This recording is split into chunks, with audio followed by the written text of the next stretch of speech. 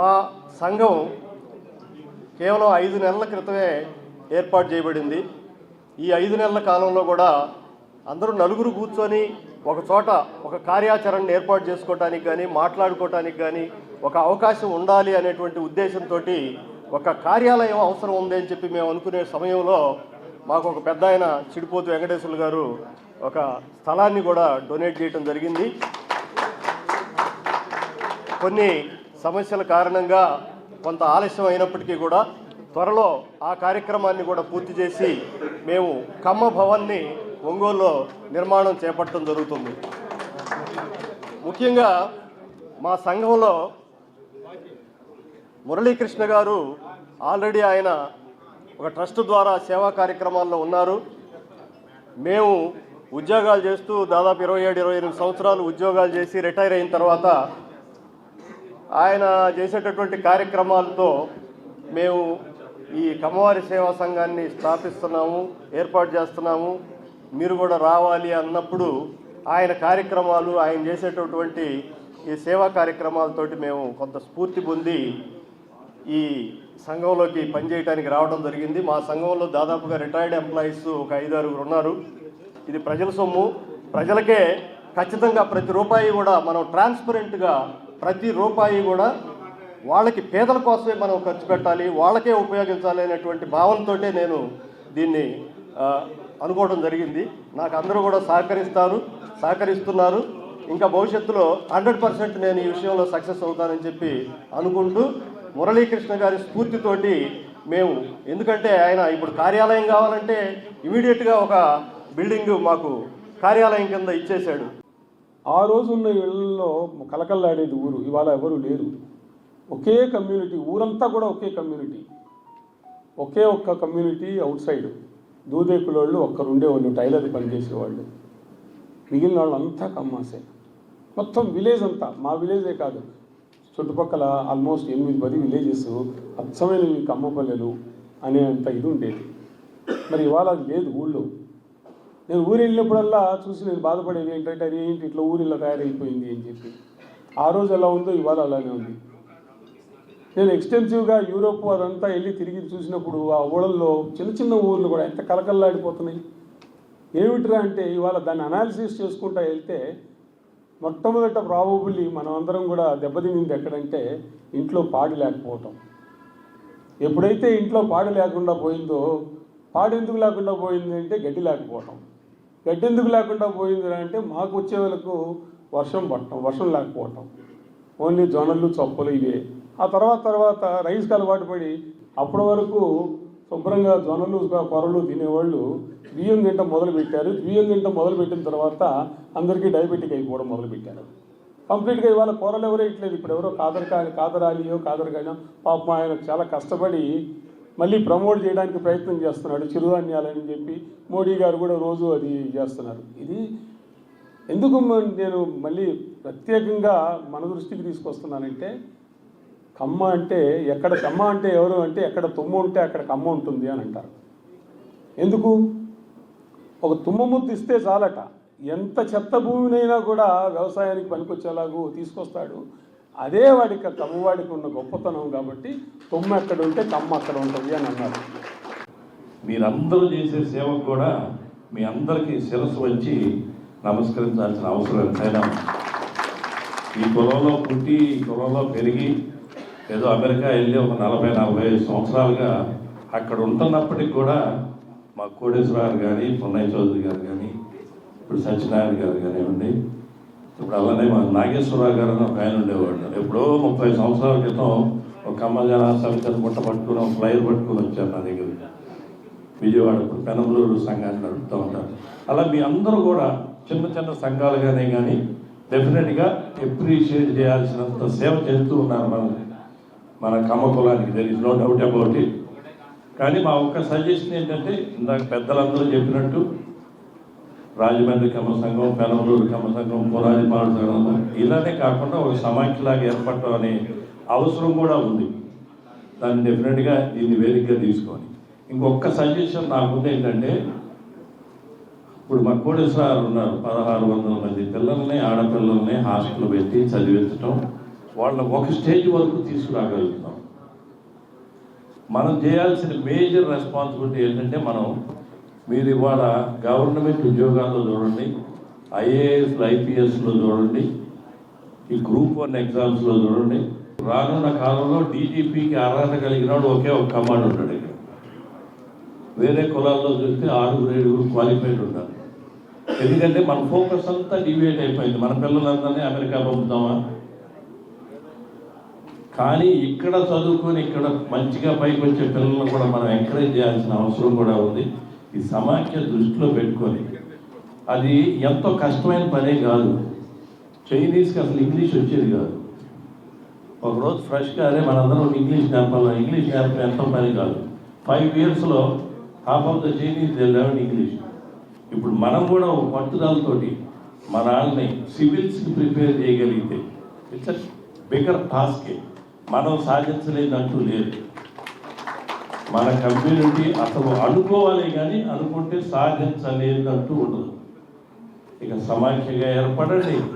ఇటు కోటేశ్వరరావు ఆర్గనైజేషన్ కానివ్వండి, సత్యనారాయణ గారు ఆర్గనైజేషన్ కానీ ఆ యాంగిల్లో కూడా థింక్ చేయాల్సిన అవసరం ఉంటాం. మనం ఏదో కిందాన్ని అప్లిఫ్ట్ చేసి ఒక స్టేజ్కి తీసుకొచ్చి వదిలేయకుండా వాడు సమాజానికి ఉపయోగపడే విధంగా. మీరందరూ అనుకుంటారు వీళ్ళు చదువు చెప్పడానికి పిల్లల కోసం ఈ హాస్టల్స్ పెట్టారు, ఈ పిల్లలు తీసుకొచ్చారని అనుకుంటున్నారు.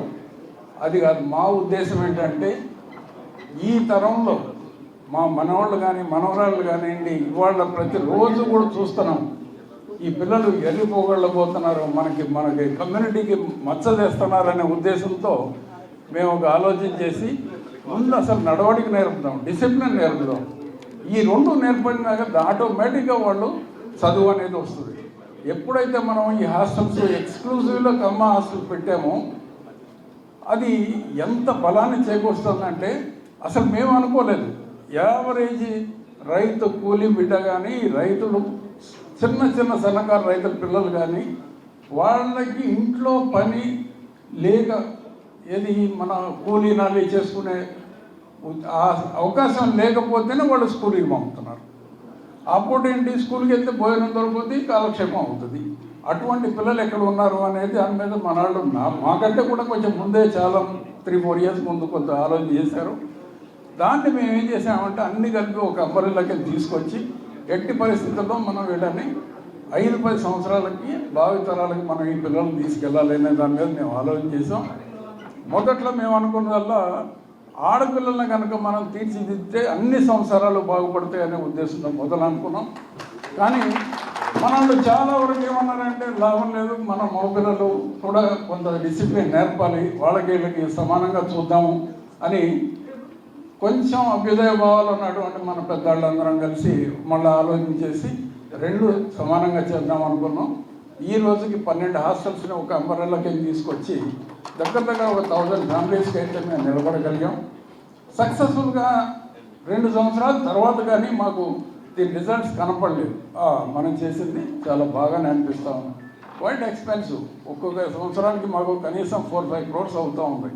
అయినా కానీ ఎక్కడ బయటపడకుండా గుంభనంగా సైలెంట్గా ఎవరి దగ్గర చేతులు చాపకుండా ఉన్న 30 మందిలోనే కోదండంలో కానీ నేను కానీ బొల్లి వెంకృష్ణ గారు కానీ మా నాదెల సుబ్బారావు కానీ ఎవరి చేతనైన కాడికి వాళ్ళు వేసుకొని ఒక సక్సెస్ఫుల్గా బయటికి తీసుకొచ్చాం.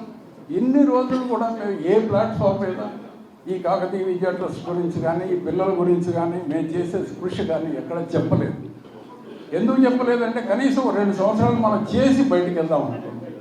దాని పర్యవసానమే హైదరాబాద్లో కొన్ని 18-20 సంఘాలన్నీ కూర్చోబెట్టి అక్కడ మాట్లాడాము. అక్కడ సక్సెస్ఫుల్గా దీని మెసేజ్ బయటికి తీసుకెళ్ళాము. అందరూ ఏమనుకుంటున్నారంటే కమ్మ అనేది అంటే మనకందరికి ఏమనిపిస్తూ ఉంది, చాలా పచ్చగా ఉన్నారు వీళ్ళు, ఇంతకంటే మనకి స్వర్గమే మనకి నెక్స్ట్ అనుకుంటున్నారు. కానీ ఈ కమ్యూనిటీలో ఎంతమంది డిప్రైవ్డ్ క్లాస్ ఉన్నారు, ఎంతమంది ఇబ్బందులు పడుతున్నారు. పల్నాడు ఏరియా కానివ్వండి, మీరు ఒంగోలు ఏరియా కానివ్వండి, అటు కుక్కునూరు వేలేర్పాడు కానీ జంగారెడ్డిగూడెం కానీ కోయిలగూడెం కానీ అసలు ఇంకా శ్రీకాకుళం, నేను కోదండరామ్ గారు కలిసి శ్రీకాకుళం వరకు ట్రావెల్ చేసాం. అసలు ఏ జిల్లాలో కమ్మ వాళ్ళు ఎంత ఇబ్బందులు పడుతున్నారు అనేది ఎనలైజ్ చేయడానికి మేము శ్రీకాకుళం వరకు ట్రావెల్ చేసాం. గత 4-5 సంవత్సరాల నుంచి కమ్మ సంఘం అని పలకాలంటేనే భయపడతా ఉన్నాం. అలాగే ఇప్పుడు కొంచెం ఇప్పుడైనా సంఘం బలోపేతం చేసుకోవాలి. ఏ జిల్లాకు ఆ జిల్లానే ఎవరికో వాళ్ళంటే బలంగా స్ట్రాంగ్గా ఉండలేదు. మనం అన్ని జిల్లాల నుంచి అన్ని సంఘ ప్రతినిధులు ఇక్కడ సమావేశమయ్యి చాలామంది పెద్దలు వచ్చారు, ఇచ్చేశారు. వీళ్ళు ఫైనాన్షియల్గా స్ట్రాంగ్గా ఉన్నారు. అలాగే అన్ని సెక్టర్లు వీళ్ళు స్ట్రాంగ్గా ఉన్నారు. వాళ్ళ అమూల్యమైన సలహాలు తీసుకొని మన స్టేట్ వైడ్ 2 రాష్ట్రాల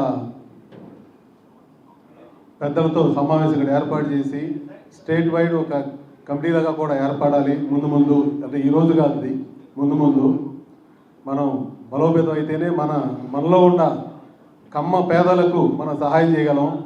మా ఉద్దేశం ఏమీ లేదు.